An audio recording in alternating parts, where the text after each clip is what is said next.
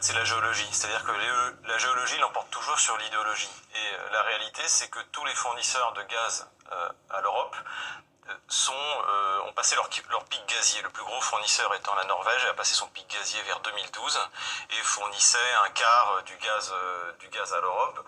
L'Algérie a également passé son pic gazier. Ils cherchent désespérément des ressources, ils n'en trouvent pas. Le Danemark en 2022 cessera visiblement de produire du gaz. L'Angleterre a arrêté.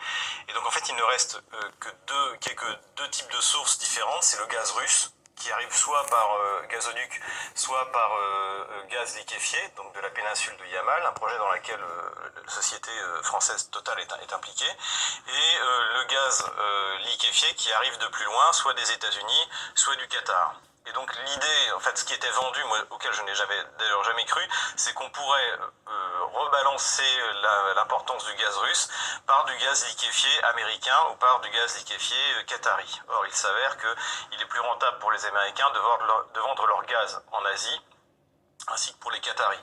Et que donc en fait personne ne se bouscule pour livrer du gaz liquéfié en Europe.